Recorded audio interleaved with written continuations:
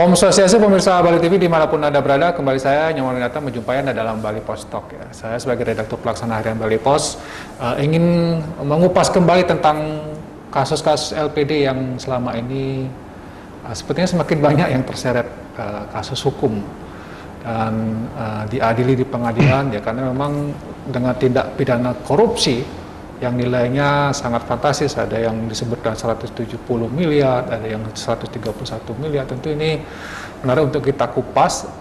Pertama tentang bagaimanakah sebenarnya pendekatan hukum, mungkin apakah ini tindak pidana korupsi atau mungkin penyelesaiannya yang terbaik sebenarnya bagi LPD itu apa? Karena kita sepakat LPD adalah bagian dari lembaga keuangan masyarakat di desa yang mau tidak mau harus juga kita selamatkan. Kita sapa dulu narasumber kita, Pak Prof.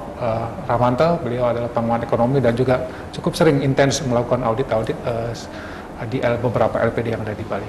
Tapi sebelum bicara, saya buka dulu masker saya supaya lebih leluasa. Om Swastiastu, Prof. Swastiastu, saya juga izin buka masker, Pak Win.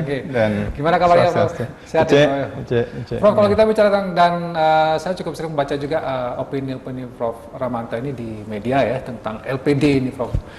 Pertama dari apakah ini memang layak sebagai kasus korupsi karena penyertaan modal negara di sana dan sehingga terjadi kerugian negara, atau seperti apa, Prof? Mungkin itu yang perlu kita kupas pertama kali, Prof. Ya, yang pertama kalau kita berbicara permodalan LPD, itu sebetulnya ada yang berasal dari kas pemerintah daerah, yang dengan demikian bisa kita kategorikan sebagai keuangan negara sumbernya, tetapi dalam bentuk donasi atau sumbangan. Ya, karena dia dalam bentuk sumbangan, sehingga dengan demikian keuangan yang ada dalam LPD itu tidak merupakan bagian dari keuangan negara. Memang dia bersumber dari keuangan negara, dalam hal ini APBD pemerintah daerah provinsi atau kabupaten kota, tetapi diberikan dalam bentuk sumbangan, donasi. Jadi di LPD dicatat sebagai modal donasi atau modal sumbangan.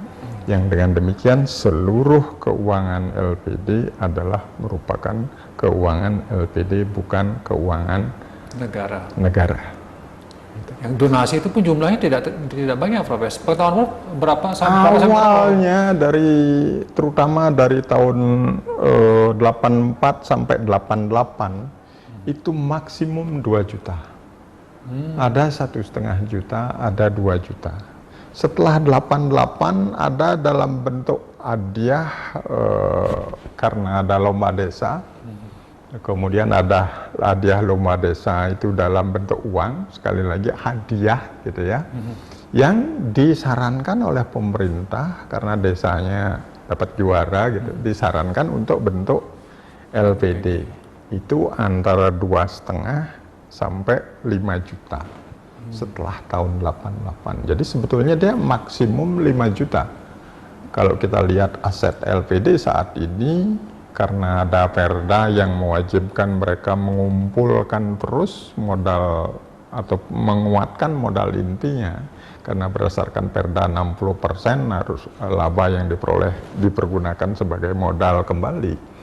Itu asetnya sudah ada yang 450 miliar, apa-apa, dari yang itu tadi sumbangannya cuma 1,5 juta sampai 2 juta, maksimum 5 juta. Gitu. Jadi seperti itu. Jadi sebetulnya cukup besar terhadap perekonomian negara, bukan keuangan negara. Berarti kalau di penindakan secara hukum berkait dengan kerugian itu ya, Prof ya, bukan kerugian uang negara sebenarnya. Bukan kerugian negara. Tapi perekonomian negara gitu ya. Perekonomian negara. Yang dengan demikian ya silahkan, kalau misalnya entah itu di aparat penegak hukum, entah itu di kepolisian, entah itu di kejaksaan, misalnya ditangani oleh yang membidangi tindak pidana korupsi, ya silahkan saja. Jadi karena apa? Karena menurut ahli hukum yang namanya korupsi tidak hanya yang merugikan keuangan negara, tetapi juga perekonomian negara. Nah, keuangan LPD adalah milik desa adat, milik warga desa adat, bukan milik negara. Tetapi dia merupakan bagian dari perekonomian negara. Kita bicara perekonomian negara Republik Indonesia di Bali 24 triliun itu diini oleh LPD yang milik desa adat. Jadi kan kalau kita lihat dari perekonomian negara itu wajar kalau teman-teman di Tipikor baik itu kejaksaan maupun kepolisian menangani. Tapi secara substansi yang kita harapkan adalah secara substansi dari sudut pandang keuangan yang benar itu adalah dituntut dia misalnya oknum yang melakukan penyelewengan atas keuangan LPD sekian tahun penjara nggak urusan lah.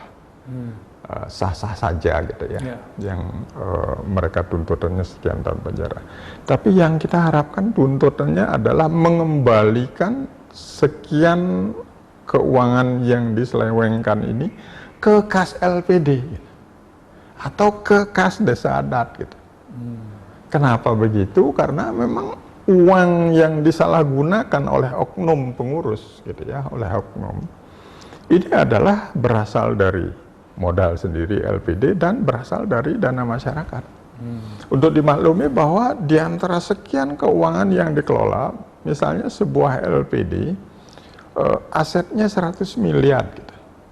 Syarat LPD itu sehat perbandingan antara modal sendirinya dengan dana masyarakat itu, atau dengan seluruh dana yang mereka kelola adalah syaratnya itu 12%. 12%. Jadi modal sendiri LPD 12%, kemudian dana masyarakat baik dalam bentuk tabungan maupun deposito itu adalah 88%. Sehingga misalnya dari antara 100 miliar itu 50 miliar misalnya yang disalahgunakan, berarti 12 miliar, hanya 12 sampai 15 miliar itu modalnya. punya modal LPD. 35 miliar lagi adalah tabungan, kalau nggak tabungan ya deposito masyarakat. Lah ini kan harus deposito masyarakat kan harus dibayar oleh LPD. Harus dikembalikan. LPD yang bayar bukan negara. Dan LPD sendiri untuk bisa bayar ini harus tetap hidup.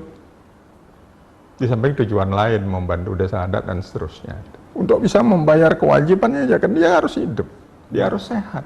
Supaya dia sehat, modal sendirinya ya dikembalikan ke LPD sendiri, bukan ke kas negara gitu.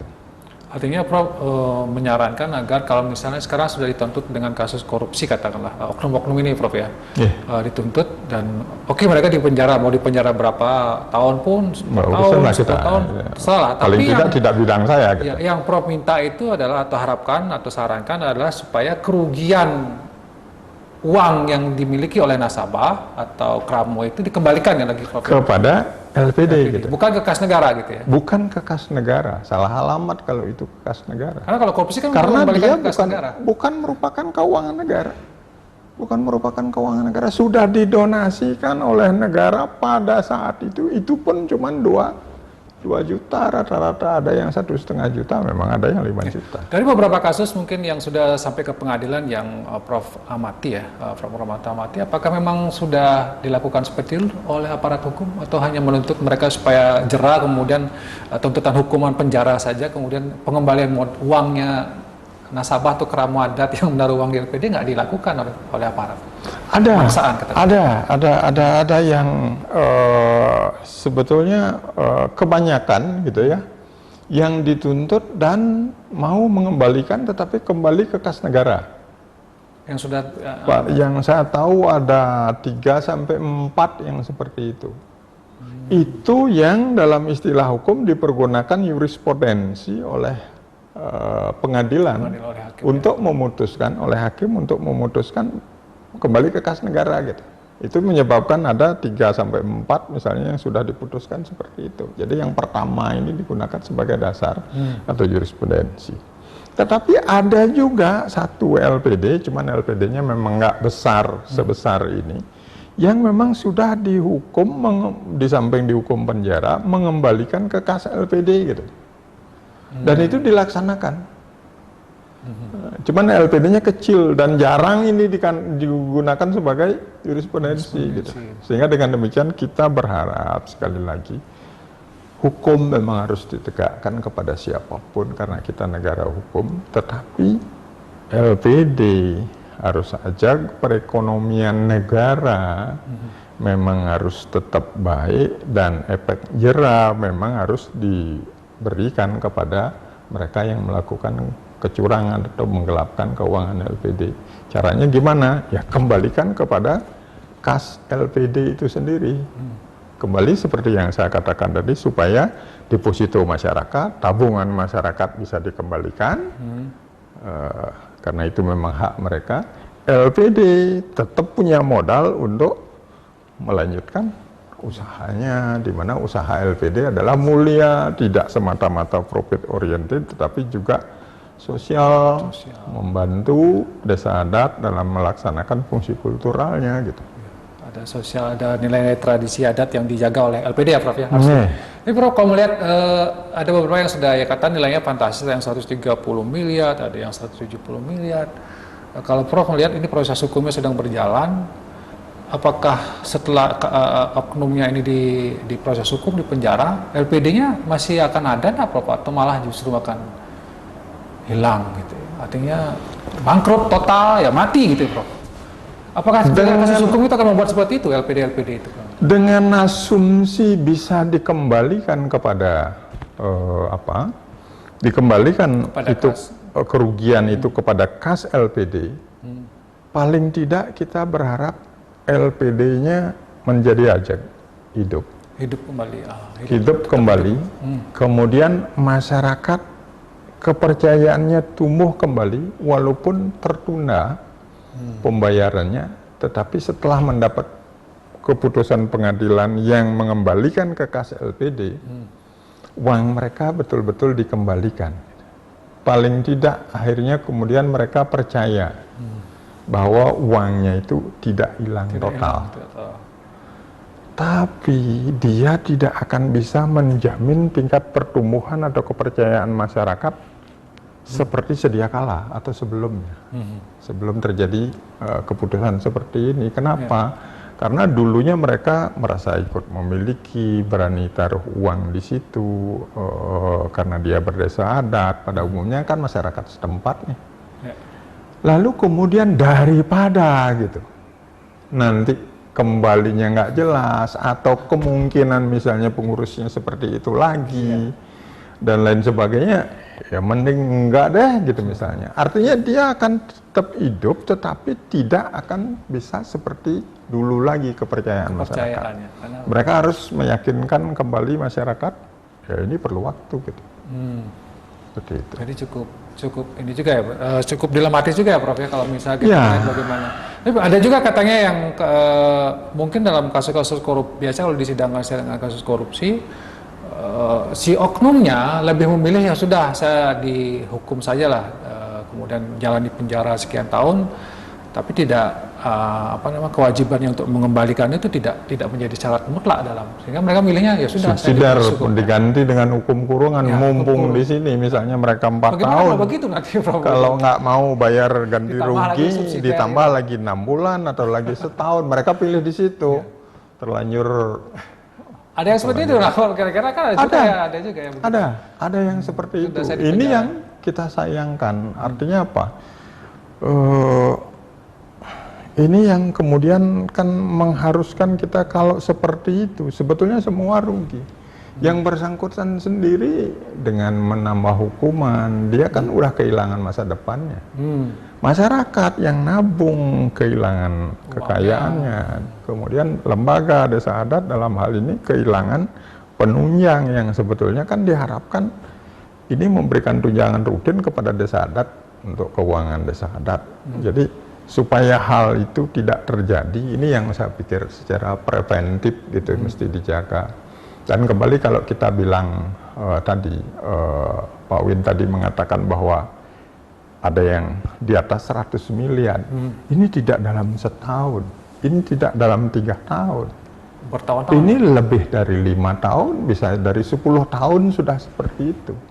Artinya apa? Kok bisa puluhan tahun atau kok bisa berulang tahun terjadi kejadian-kejadian seperti itu? Karena pengawasan yang belum efektif. Ini yang kita perlu perbaiki, baik yang namanya pengawasan internal maupun pengawasan eksternal. Dan kalau kita bandingkan lembaga keuangan, kalau boleh dibandingkan dengan bank misalnya, bank di samping diaudit oleh OJK, juga mereka wajib diaudit oleh akuntan publik. LPD diaudit oleh siapa? Selama ini mereka menghindari untuk dilakukan audit, sehingga dengan demikian bisa di atas 5 tahun kejadian ini. Nah, oleh karena demikian, tindakan preventif yang penting ke depan yang kita lakukan adalah ya pengawasan internal, kan punya pengawas, bahkan sekarang cukup banyak perarem LPD yang memandang penting untuk dilakukan pengawas komite audit. Jadi pengawas internal yang sehari-hari ngantor di LPD. Selama ini kan atau sebelumnya itu pengawas internalnya itu kan ketua bendesa adat, mereka 3 bulan sekali belum tentu rapat. Apakah sebaiknya juga diwajibkan untuk melakukan audit publik, akuntan publik? Sebetulnya dalam Perda sudah ada. Pemerintah yang mengeluarkan misalnya rekomendasi atau surat edaran atau apa yang mewajibkan seperti itu, Pak? Ya, kalau di Perda sebetulnya ada, tinggal memang sanksi atas pelanggaran Perda itu selama ini ya Perdanya tanpa sanksi lah boleh. Di Perda sudah ada, cuman 2 tahun sekali mereka harus diaudit, tetapi diisi kata-katanya atas persetujuan desa adat gitu. Ini kelemahannya ya. Kalau diperiksa atas persetujuan desa adat, ya akhirnya dipikirkan biaya apa risikonya. Sama seperti asuransi itu, asuransi menjamin keamanan tidak terjadi sesuatu, tetapi kalau jumlahnya kecil seperti itu ya kalau nak kita asuransikan, ketika terjadi risiko ya kerugiannya akan besar gitu. Baik, terima kasih Prof atas penjelasannya, tapi karena waktu ya Prof ya, mungkin next time juga kita bisa angkat lagi persoalan LPD ini, karena saya kira akan terus bergulir nih. Karena ada semakin banyak LPD yang mau diperiksa, tentu ini juga memperhatikan kita bersama, tapi Prof sudah menyarankan bagaimana sebenarnya audit itu yang penting ya untuk dilaksanakan oleh LPD masing-masing. Mudah-mudahan ini bisa menjadi perhatian kita bersama, dan siapapun yang bersalah, oknumnya yang nyeleweng itu memang harus dihukum.